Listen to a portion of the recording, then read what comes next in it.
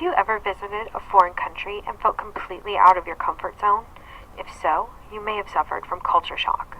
Culture shock is defined for us as a feeling of disorientation experienced when encountering communicative events disruptive of one's expected routine. Arnett, Fritz, and Bell state that culture is a good that shapes individuals and communities, that gives us interpretive clues for what something means and the significance of a given event.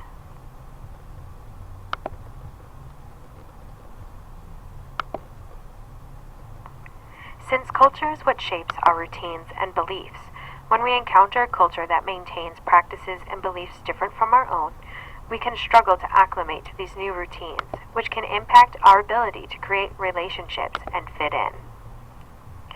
Cultural differences work to provide us with insights, but they can also lead to conflicts, miscommunication, and sometimes violence.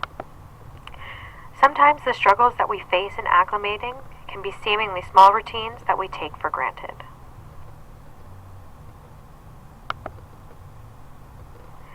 Culture shock happened to me when I visited Italy for a month in my undergraduate career. On our first day in Italy, our professors assigned us a simple task: to familiarize ourselves with the local culture by going out to dinner on our own and without our professors there to guide us. A group of 6 of us wandered the streets of Rome for almost an hour before we finally decided on a place to eat. We were greeted warmly and ushered into the restaurant to a space near the back wall. It was decided that as I was the only one on the trip who was of Italian descent and could speak a small bit of the language, I would be the one interacting with the waitress during our meal. Once we were ready, the waitress came over to take our drink and food orders. We had decided upon 2 different pizzas to share amongst the table. We also each ordered a water. While I was giving our order, the waitress kept giving me funny looks. After I ordered our pizzas, she asked me 3 times if that would be all that we wanted. I kept telling her yes, wondering if perhaps my small knowledge of the language was becoming a barrier. After I ordered the 6 waters, she asked me if I wanted acqua con o senza gas. I answered con, as I thought she had asked me if we wanted water with or without ice. The waitress nodded her head and walked away, returning a few moments later with 6 jugs of sparkling water. My friends and I were confused as to why we had 6 jugs of water in front of us instead of glasses, and why there was no ice in the water, only bubbles. Apparently my error had been in misunderstanding the waitress's question.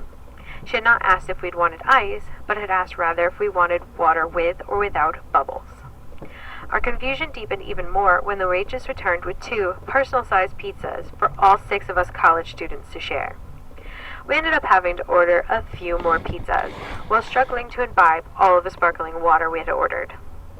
Needless to say, when we returned to our rooms and met with our professors, they explained our errors. In Italy, in most restaurants, they serve jugs of water as opposed to glasses, so that the customers do not have to wait for refills and can easily share amongst themselves. Also, most restaurants only serve personal-sized pizzas, as small, medium, and large sizes are an American conception.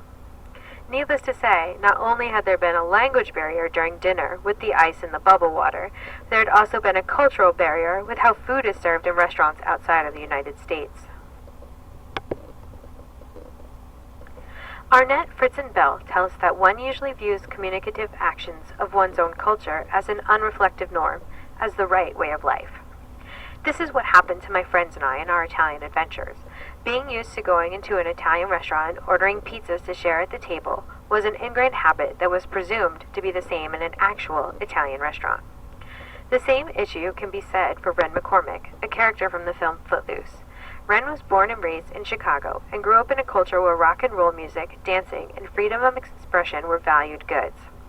However, after being recently divorced, his mother decides to move Ren and herself to Beaumont, a small rural town, very unlike the big city of Chicago.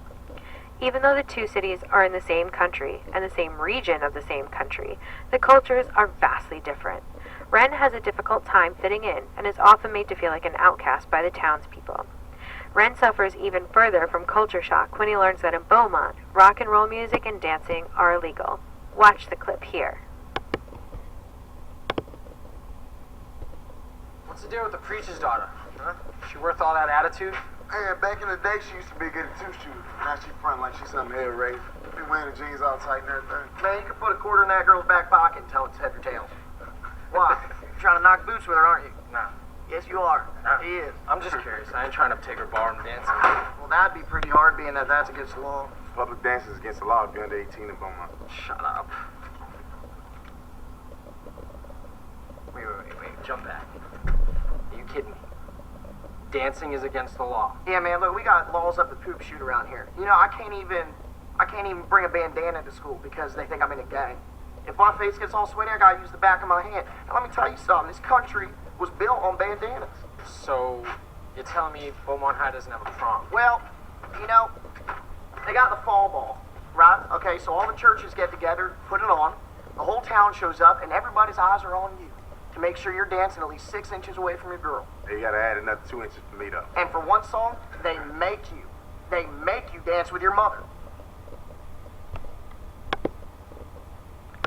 Arnett, Fritz, and Bell tell us that Ren's disbelief in the illegality of dancing can be easily seen in the previous clip. Further on in the movie, Ren finds himself battling his culture shock as he struggles to acclimate himself into a town where he cannot freely express himself through his music and dancing.